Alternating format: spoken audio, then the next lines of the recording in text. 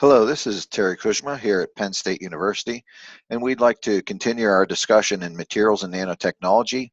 Specifically, we're looking at nanoparticles for medical applications, and this is part 3 in our series. So we're currently taking a look at, we have our issues that we're looking at biomaterials, and we're looking at materials for nanotechnology.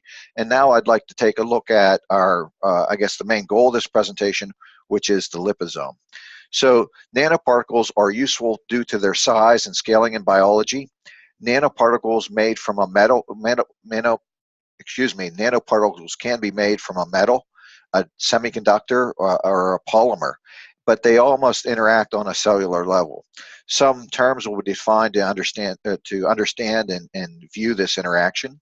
Size and scale are important to understand how nanotechnology can apply to medicine.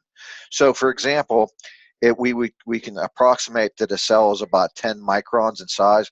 And again, this isn't true, but it's a good average. It's kind of like saying how much does an automobile cost?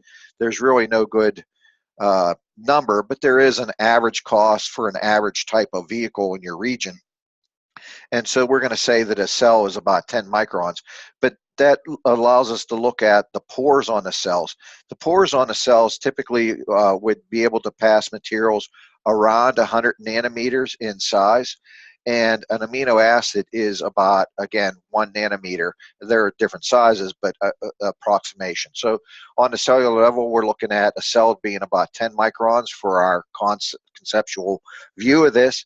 The pores might be import and export 100 nanometers, and amino acids are about 1 nanometer in size. So the first man-made nanoparticle that we're going to take a look at is the liposome. So the word liposome is defined from 2 Greek words. Lipo is a word for fat, and soma is the word for body. So these are a fat body. So liposomes and phospholipids themselves are the building block of this fat body. So phospholipids in an aqueous environment orient themselves into a thermodynamically stable form called a bilayer. This bilayer can further orient itself into a sphere called a liposome.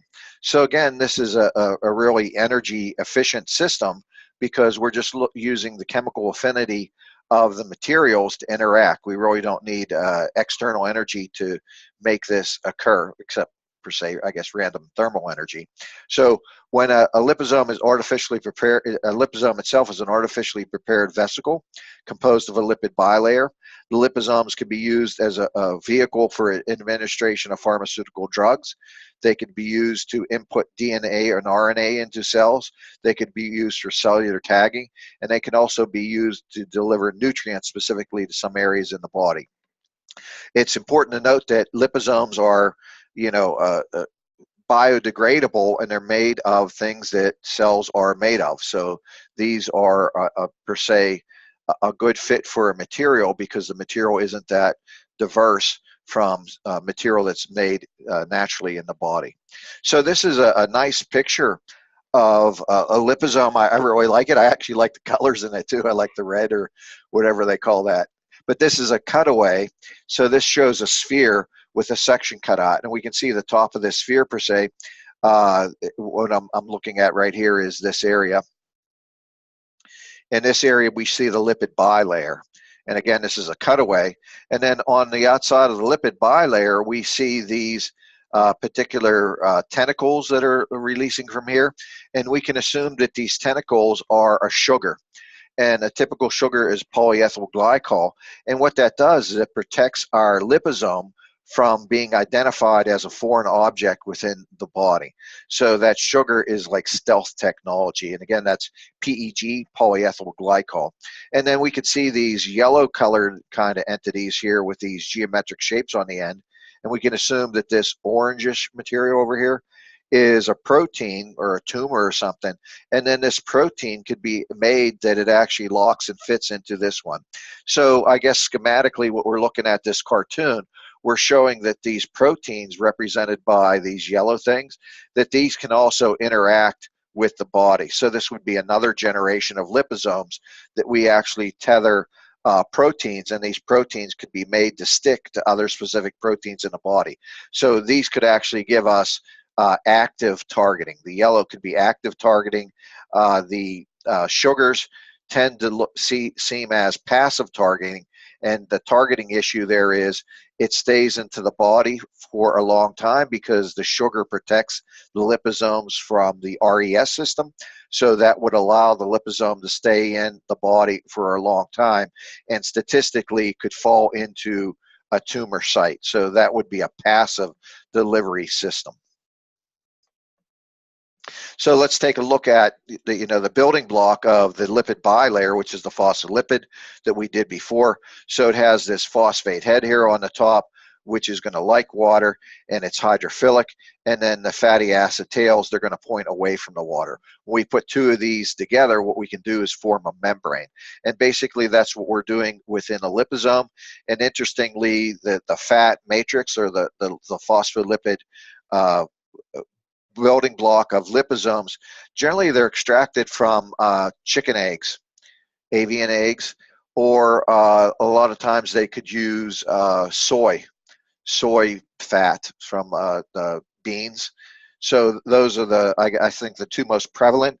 And from my research, I think the stuff that's made from chicken eggs is the best stuff. I think that's the stuff that's most conducive. So this is a generic liposome model.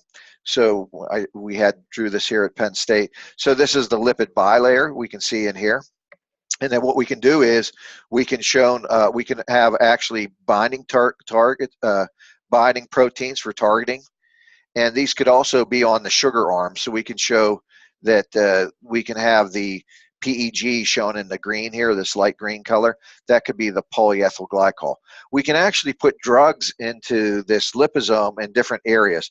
So if they're a fat drug, a drug that's contains fats, we can actually embed it within the lipid bilayer. But really the thing that we would probably use this the most for is the center of this is hollow, and it's hollow and has water in it. So usually water-soluble drugs are the drugs of choice in here, or drugs that don't have an affinity one way or the other. Then they're captured in here, because what we're going to do in our manufacturing process, which we're going to see in a few minutes, what we do is we put these lipid bilayers within an aqueous solution. What they're going to do is form this sphere, and then that way they're going to capture that liquid that they were in, their formation liquid. That formation liquid, what we're going to do is we're going to, I guess, dope it with drugs is a good way, or we're going to have a mixture of the aqueous solution with a particular drug in there. So this is what the system looks like. This is, again, a generic liposome model. And what I should have on here is that I just realized in some senses, which would tell a better part of the story. This is about 100 nanometers in diameter for the most part. So different drugs have a different size, when they're patented, etc. But 60 to 100 nanometers is the average liposome that most people use. I think that's what's seen in the literature the most. So nanoparticles, I think this is a really good way of defining how nanoparticles are made, or what's the boundary conditions, or what's important about making a liposome. So the FDA has set up guidelines to establish the quality control of new therapies based on liposome technology. These chemistry manufacturing control guidelines are given in the link shown below. The physiochemical properties of the liposome drug are critical to ensuring the drug's product quality. These manufacturing guidelines also reflect the interaction of the liposome and show how variables that change the functionality of the man-made particle interact with the system. So I think this is brilliant, this list that we have from the government. So this is the specific properties that they like to have, that they demand to be quantified, because when they quantify the specific applications like the particle size, the charge, the morphology, the osmotic properties, what you do is you actually define the drug. So in this way, when a drug is defined, they're going to know how the drug interacts within the body. So I think that this is a tremendous list that shows us what we need to do and what is important within to make a drug a liposome for medical use. And again, this is what we're, in some senses, a vision, is teaching this course. We're looking at where do we use this technology, and how does this provide, in some senses, jobs, or how does this help society? This is the list that shows us this. So people, engineers are always going to have to measure for making these drugs. They have to have a way of measuring the particle size. There has to be a way of always maintaining and looking at the morphology of the liposome. We always have to be able to measure the volume that's entrapped in the liposome. Again, this is going to give us consistency in the drug, but this consistency in the drug also is going to lead to jobs, and these jobs are going to provide drugs that are known effective, and the dosing is appropriate for the patient. So I think that this list is, uh, it shows a lot of things. It talks about, employment, technology. I like it as a story because it gives us the boundary conditions that we have to, use as an engineer to make these, goals, that we provide something that's, prudent for society to have. So this is a liposome. Liposomes can deliver active molecules to the site of action.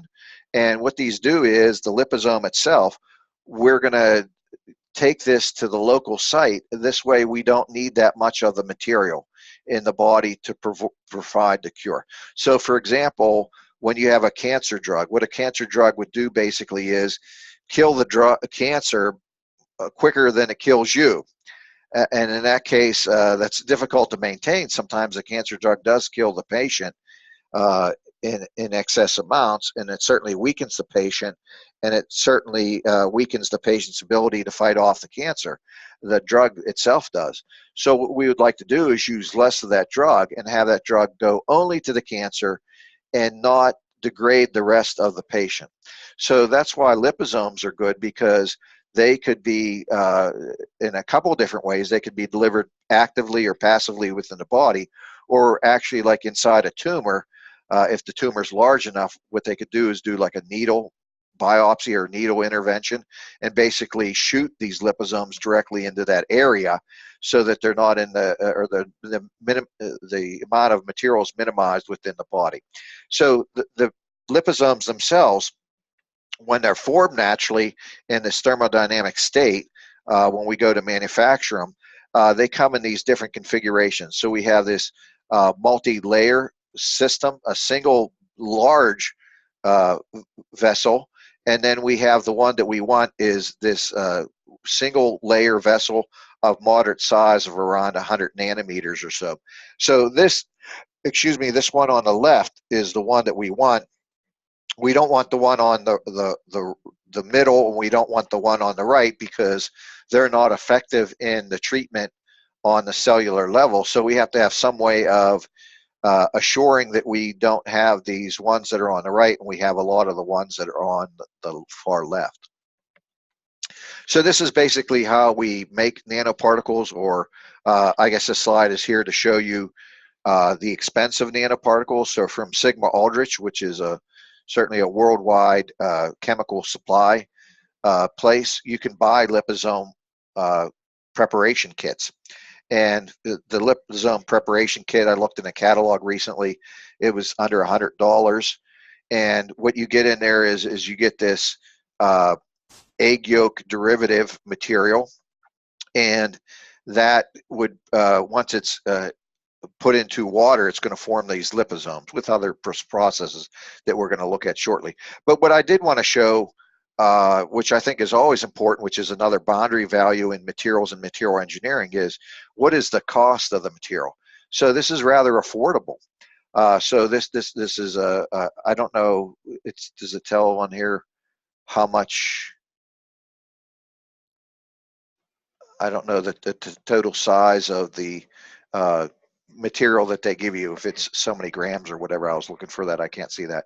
So this material is rather affordable, is my point.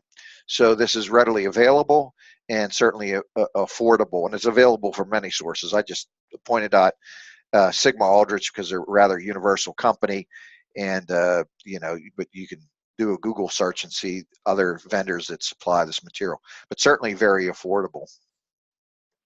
So this is how we make a liposome, basically, or a cartoon that shows us this procedure. What we would do is we would get our dry lipid film. So we get our basically our egg powder, and we place it in water with our drug. And then what happens is this dry lipid film is going to like swell. It's going to try to form a thermodynamically stable geometric shape. And at that point, what it's going to do is trap in the water and the drug. And what we're going to get is we're going to get a tremendous distribution of different systems, like the multi-layered vessels, the single ones that are large, the smaller ones which are desirable. But we're going to get a wide distribution, and certainly we get a wide distribution of larger uh, vessels that we really don't want. I wanted to point down here as a link or as a reference. This is from Avanti Lipid, and according to my research or my personal view, I think Avanti is probably the leader in liposome technology. At least that's my perspective. So if I needed any materials or help or whatever, their webpage has a lot of detailed documents on how to use their product, etc. So I think that they're a really good company. I've interfaced with them and done research with them and developed the lab that you guys are going to use within this course. And they're always a really nice company and really well respected within the literature. So this is the small from Avanti Lipid. This is a research grade extruder that we purchased from them, and this again is not for commercial use per se, because the volume is rather small, but to do proof of concept and to design drugs, this is what they use. So it's basically, we have in the center here, this is the position where we would put our lipid mixture. And the lipid mixture, as we can see, or let me go back to the slide, the lipid mixture at this point has all these different size lipids in it and different configurations of lipids. So basically what we're going to do is there's these far at this juncture right here and at this juncture right here, we have a filter system. And that filter system you can select for a certain size. We selected 100 nanometers. And what we're going to do with these hypodermic needles on either side is we're going to draw these the lipids across these filters back and forth, back and forth. And what they're going to do is they're going to strain the material from multi-laminar vessels down to single ones into the appropriate size. So what we can see is when we start out, we have an initial distribution of nanoparticles that are rather large. Certainly, a couple thousand nanometers on average. That's our Gaussian distribution, the peak of our Gaussian distribution. And then what's not shown in here, they might be multi-layered vesicles, which are not desirable because they change the release of the drug, because you would have to break down each cell membrane, each lipid bilayer, so we only want a single one. And what they're going to do is they reduce the volume of the drug. And certainly at this size level, they're not appropriate for cellular delivery. So what we have here is when we pass this through that filtration system, the 100 nanometer membrane, what we can see is it shifts certainly the Gaussian distribution and the average size, but we begin to get ones that we really want, the ones that are around 100 nanometers. And once we pass it through this filtration system 11 times, we get a nice moderately sharp peak around 100 nanometers. So we shift it from 2000 nanometers to 100 nanometers, and this is appropriate for our use. And that's what we did in our lab, and that's what is shown in the lab activity that you guys are going to be assigned. So small laminar liposomes can hold a very large payload with respect to their surface area. Generally, they're 20 to 100 nanometers in diameter. Liposomes can incorporate both water and fat-soluble drugs or nutrients. The fat-soluble ones are most likely to be contained within the lipid bilayer, along with cholesterols that help bind the bilayer together. First-generation liposomes did not use a protective layer. This is the outer core that I referred to on that drawing that was pink. That would be the polyethyl glycol sugars that are on there. Second generations use this additional layer, and what this layer does is hide the liposomes from the RES system within the body, and then we would refer to these liposomes that are coated in the polyethyl glycol as stealth liposomes. So stealth liposomes allow the liposome to survive in the body longer and hopefully deliver the medicine to the desired area. Longer circulating liposomes are obtained by modulating the liposome composition, size, and charge of the vesicle also. Different methods have been suggested to achieve long circulations of liposomes in the body in vivo, including coating the liposomes with inert biocompatible polymers. The protective layer over the liposome surface slows down the liposome by the RES system, and what we look at is the most common coating is the PEG. So PEG, or pegylation, is the process of covalently attaching the polyethylene glycol polymer chains to another molecule or drug for a therapeutic protein. The covalent attachment of PEG to a drug or therapeutic protein can mask the agent from the host immune system. The PEG coating reduces uptake of the liposome within the reticuloendothelial system, which is called the RES, and therefore slows the rate of removal from the liposomes from the body. And the RES is your liver, your spleen, blood derivatives, antibodies, etc., that are in your body that are going to try to remove a foreign material. So it's the integration of all those systems together. It's basically your protective system. So this effectively, the coating of the sugars effectively increases the biological half-life of the liposome. In clinical studies, conventional liposomes have been shown to have a half-life of around 20 minutes in the body fluid. So if we would take a liposome and not place the PEG on the outer core and insert that into a body with like a hypodermic needle, we could tag that and watch it in the body. It would be removed from the body or into the urine, etc., within 20 minutes.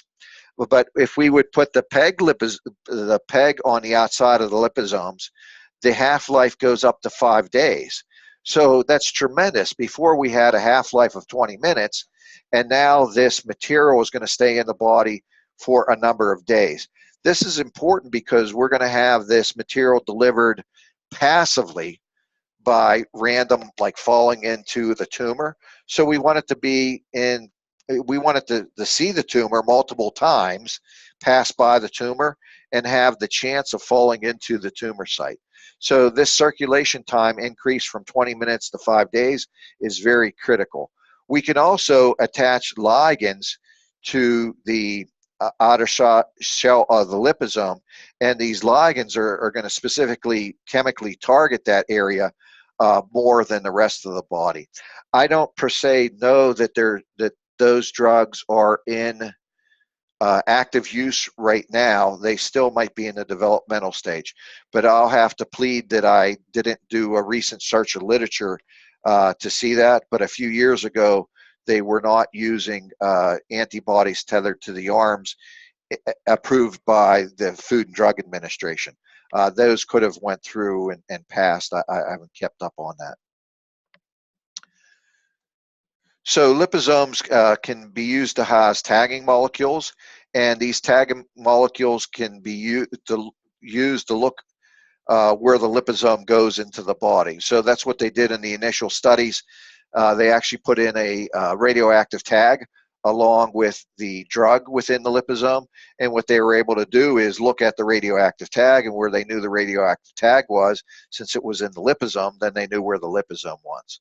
The liposomes themselves can hold a payload of not only the radioactive drug, which is used mostly for tagging, but they could also provide drugs, RNA, nutrients, and everything specifically to a cell. So we'll look at liposomes based on used for cancer, and one of the most popular name brands is Doxil. So it's interesting that what they did to initially prove to the FDA that the Doxil liposome was going to the right area in the body, what they did is they took a look at not only including doxorubicin within the liposome, they actually included a radioactive marker. So what they did is they monitored the radioactive monitor, and then they showed that the doxel actually went to specific tumor sites. So this doxel actually goes by passive delivery to the target area. So this is a gamma scan of a Kaposi sarcoma patient. So Kaposi sarcoma is a form of cancer that occurs in humans, but it occurs in humans on a super high level when the patients have AIDS or HIV. So this increases in that area. And what we can see is after 4 hours, we're looking for the dark spots and where this liposomes are going to go. So they're in the lungs and in the heart, etc., because that's where they were initially, in the circulation most often. And then we can see after 24 hours, they've been able to fall within the defective endothelial linings of the tumor areas, and the doxel is preferentially building up into the tumor sites. So we can see that after 96 hours, 4 days, that we have built up this is the area here in this leg. This is the area where we had the tumor site. So we can see from this area here, from 4 hours, that the doxorubicin doxil drug was spread throughout the body. But over time, because of the long circulation time, it was passively delivered to the sites of the tumor. So that's fantastic. So what they did is they took a look at the skin areas where the tumor was and skin areas near the tumor. And they were effectively able to analyze via biopsy how much of the liposome went into that area. So in the normal skin area showed here at site number 1, this is the amount of doxil that went in there, and it's really minimal. But in the tumor site adjacent to that, there's a tremendous amount of doxorubicin that went into that area. And again, this is like the holy grail of medicine. We want to kill the cancer and not the patient. So this represents negative attributes to the patient, and this is destroying the cancer. And really, this is the ratio that we want. So this just shows the different sites. These are 7 sites, and again, this was used to show the effectiveness in this drug when they tried to bring this drug to market. So this is the documentation from the Food and Drug Administration trials here in the United States. So this is fantastic. It's really what everybody wants to see, the drug going into the tumor, but not into the rest of the patient. This means that the patient is not going to be that ill. They're going to be able to fight off their cancer and stay strong, and then the cancer is really taking a walloping from the drug. So this is beautiful. That's what every medical doctor's dream is right there, is being able to do this selective delivery of a drug to a cancer site. So seen in the last site, liposomes have a natural ability, which is the passive delivery based on their size, to target the cancer. In non-cancerous samples, the endothelial wall of all the healthy blood vessels are encapsulated by endothelial cells that are bound together by appropriately designed tight junctions. These tight junctions stop any particles from leaking in and out of the vessel, so healthy tissues keep out the small particles, but the cancer, because it has those defects with the tight junctions, it'll allow these particles to seep into the tumor. And again, this is how we're doing the delivery. So this shows you a picture of this. So where there's normal tissue up in this area on the left of this picture, the liposomes are not, cannot make it through because these are tight junctions. But where the tumor is, the junctions are not tight, and the liposomes are able to breach that area and make their way into the tumor. Again, before I pointed out, this is like the loose shingle on a house analogy that the water would fall into. So these, where the enhanced permeability and retention effect is shown, these tumors, these particles will go in and then they'll stay in there.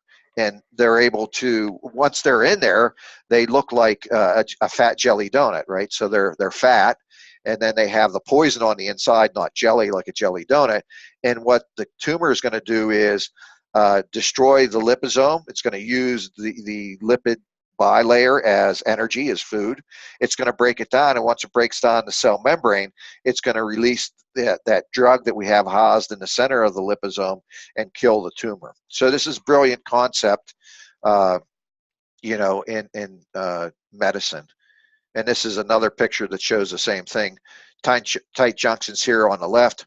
Where the tumor is, the junctions are suspect, and we're able to allow this drug to passively be delivered into that area. Once it's in the tumor, then the tumor is going to break the drug down, and once the drug is broken down, or the liposome is broken down, it's going to release the drug that's in the inner core. So as a review, liposomes of a certain size, typically less than 100 nanometers, can rapidly enter tumor sites from the blood, but are kept in the bloodstream by endothelial walls of healthy tissue vasculature. So anti-cancer drugs such as doxorubicin, contained in Doxil and other drugs, are currently being marketed in liposome delivery systems and take advantage of this leaky tissue issue. Tumors also lack effective lymphatic drainage. So once these drugs go in there, there's a high tendency for these drugs to be utilized and drop their payload of doxorubicin in the cell. So again, this just shows us specifically Doxil and what it is. Doxil is going to have our polyethyl glycol coating, and the aqueous core is going to entract doxorubicin HCl, which is the poison. So that's going to be in the center of this drug. So what makes Doxil a selective tumor, and it's also known as myoset or calyx. The goal of many cancer drugs is to kill the tumor faster than the rest of the patient. So selectivity in drug delivery is important. Doxil houses a poison called doxorubicin, and doxorubicin is known as the Red Death. Doxorubicin is an anthracycline. It works by intercalating the DNA, with the most serious side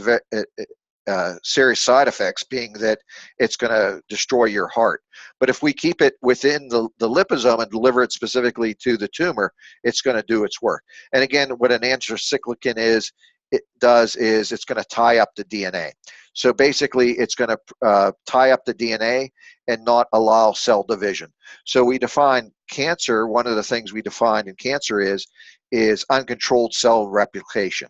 The anthracycline is going to tie up the DNA, so therefore we don't have uncontrolled cellular replication because the DNA cannot split and go through the cellular division cycle. So again, this just shows that kind of like a tie wrap or a rope or handcuffs, what we're going to do with the anthracycline is tie up the DNA so that it can't split apart during the cell division process. So this is certainly one way, one pathway, one way that we look at destroying cancer. So we can destroy cancer in any number of modes and stop the cancer spread at different stages within cancer growth. This is a popular way of doing this. So anthracyclines are amongst the most effective anti-cancer treatments ever developed. They're very effective against many types of cancer, more than any other types of chemotherapeutic agents. But doxorubicin can be deadly to both the tumor and the heart. So that's the issue here is we can't simply just put doxorubicin within the body because it would kill the patient. What we need to do is put doxorubicin in the body, protect it from the patient, and only allow it to go into the cancer. And again, that's what the liposome is doing for us at this point. So at that point, what I'd like to do is, before we get into other applications, I'd like to bring this presentation to closure.